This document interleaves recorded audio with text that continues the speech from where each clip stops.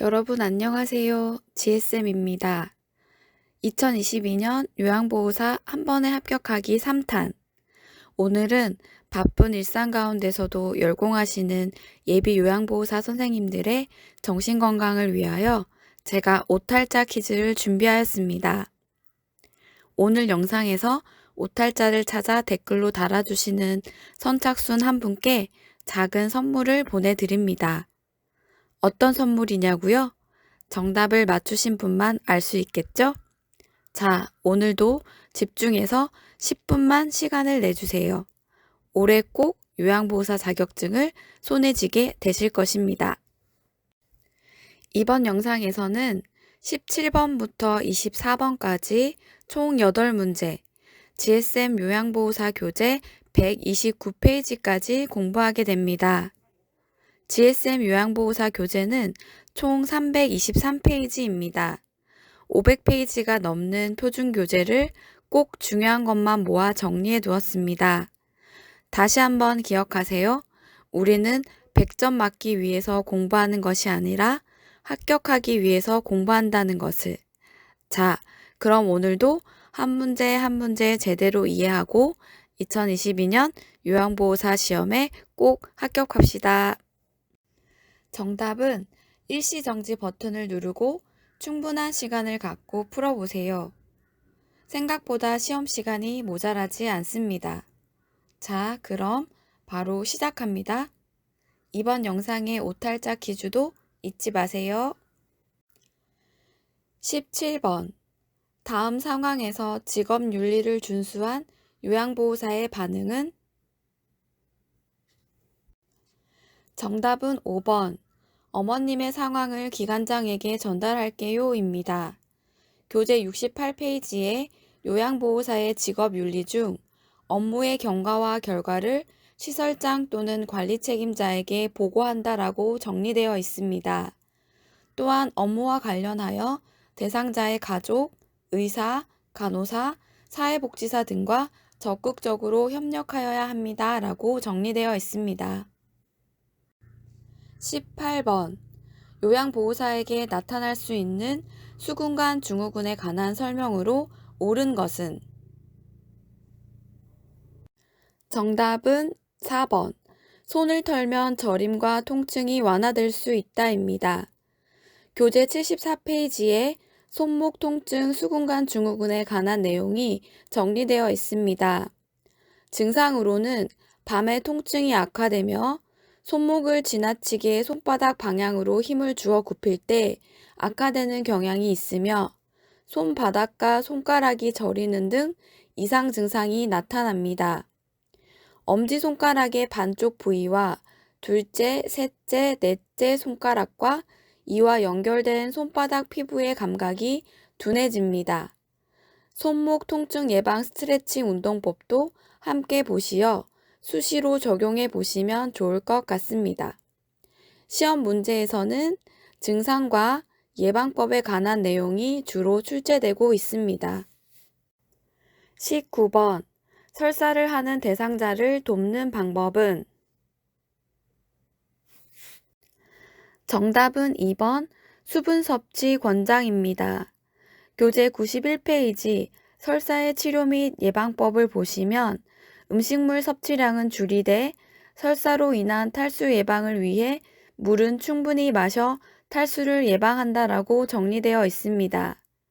한 가지 더, 지사제를 함부로 써서는 안 되며 반드시 의사의 지시에 따라 복용해야 한다는 것도 기억해 두시면 좋을 것 같습니다.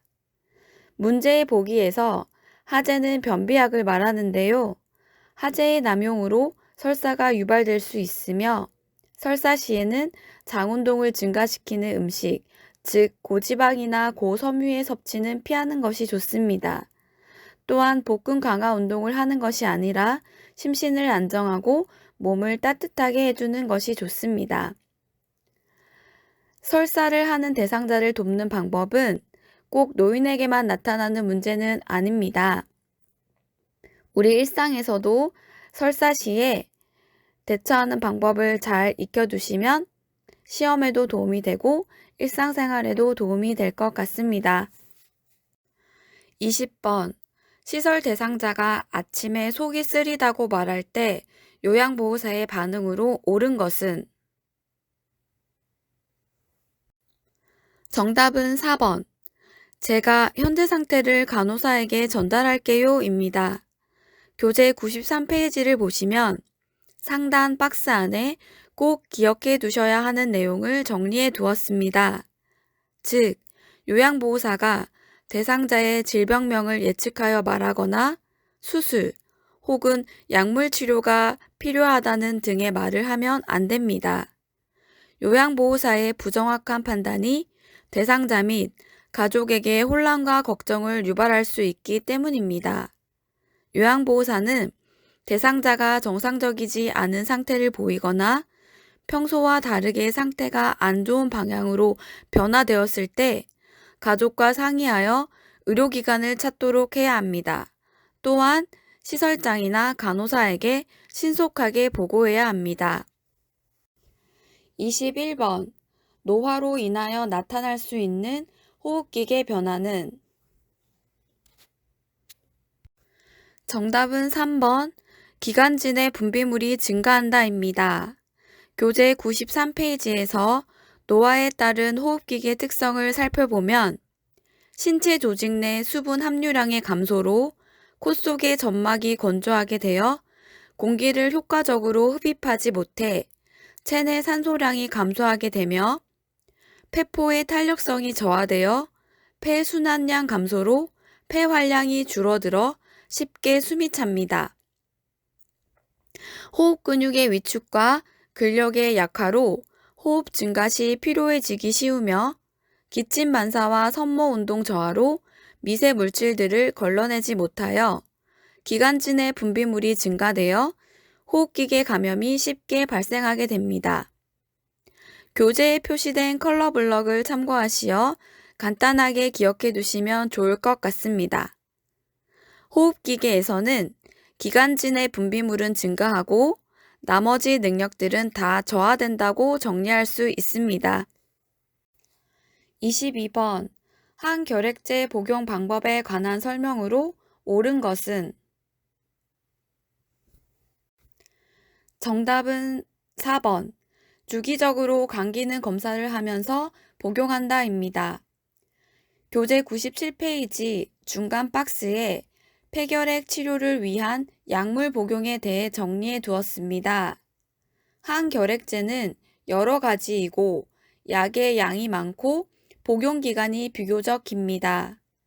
처방된 항결핵제는 자의로 중단하거나 줄여서 먹으면 안 되며 처방된 기간에 충실하게 약을 복용하는 것이 결핵 완치의 유일한 방법입니다. 항결핵제를 불규칙적으로 먹거나 임의로 중단하면 약제 효과가 미치지 않는 균들이 살아남아 몸에서 활발하게 증식하게 되어 치료가 실패로 돌아가고 결핵이 더욱 악화됩니다. 보통 항결핵제를 복용하면서 2주 정도 지나게 되면 결핵균의 활동성이 현저하게 줄어들게 되기 때문에 전염 가능성은 거의 없다고 합니다. 따라서 약물 복용이 끝날 때까지 꼭 격리할 필요는 없습니다. 23번. 다음과 같은 특성이 있을 때 의심할 수 있는 질환은? 정답은 3번. 대상포진입니다. 교재 111페이지에 보시면 대상포진에 관한 증상이 정리되어 있습니다.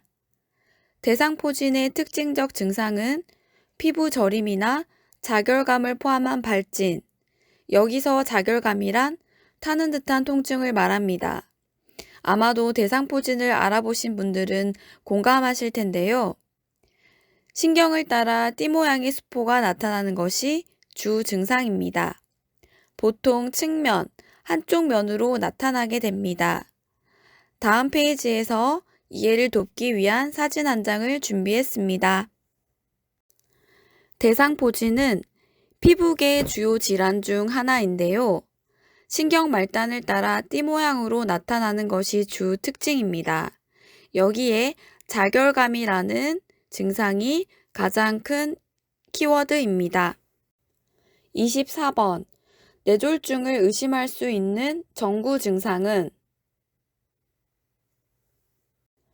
정답은 4번 한 개의 물체가 둘로 보인다입니다.